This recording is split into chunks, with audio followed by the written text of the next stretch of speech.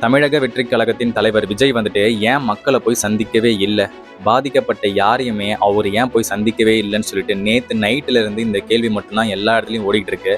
கொஞ்சம் யோசிச்சு பார்த்தீங்கன்னா, கொஞ்சம் மூளை இருக்கவங்க யோசிச்சு பார்த்தீங்கன்னா, ஒருத்தரால் இப்போ உங்களால் நீங்கள் ஒரு கூட்டத்தை கூட்டுறீங்க, உங்களால் அங்கே ஒரு 40 பேர் இறந்துருக்காங்கன்னு சொன்னால் உங்களுக்கு எப்படி ஃபீல் இருக்கும்?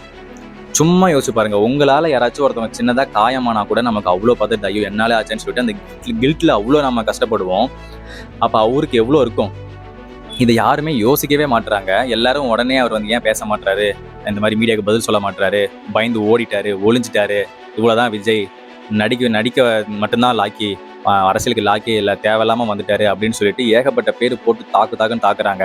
ஆனால் கொஞ்சம் யோசிச்சு பார்த்தா அவரோட மனசில் வலி எவ்வளோ இருக்குன்னு சொல்லிட்டு நமக்கு யாருக்குமே தெரியாது. நமக்கே இவ்வளோ வலிக்குதுன்னா அவருக்கு எவ்வளோ வலிக்கும்? ஏன் டிஎம்கேல இருந்து அன்பில் மகேஷ் அவர் வந்துட்டு அழுகுறாரு, அது நம்புற மாதிரி கூட இல்லை. ஆனால் அதை நம்ம நம்பி தான் ஆகணும்னு சொல்லிட்டு நம்ம நம்புறோமா? ஆனால் நீங்கள் இதே விஜய் வந்துட்டு ஏதாச்சும் நாங்கள் இரங்கல் தெரிவிச்சிட்டோன்னு சொன்னால் அவரை போட்டு திட்டுறது ஏன் அவருக்குலாம் வலிக்காதா? ஃபேன்ஸுக்காக தான் அவர் இந்த சினிமாவை விட்டு இங்கே வராருன்னு சொல்லிட்டு உங்களுக்கே தெரியும். மக்களுக்காக தான் இந்த மாதிரி நல்லது பண்ணணும்னு சொல்லிட்டு அவர் நினைக்கிறான்னு தெரியும். அப்படி இருக்கிறப்ப எப்படி அவருக்கு இந்த விஷயம் வந்து பாதிப்பு அடையாமல் இருக்கும்? நீங்கள் வந்து இஷ்டத்துக்கு எழுதிட்டு இருக்கீங்க, இஷ்டத்துக்கு நியூஸ் போடுறீங்க. இந்த மாதிரி விஜய் வந்து பதில் சொல்ல மாட்டாருன்னு. அவர் கண்டிப்பாக வருவார், கண்டிப்பாக பதில் சொல்லுவாருன்னு நான் நம்புகிறேன்.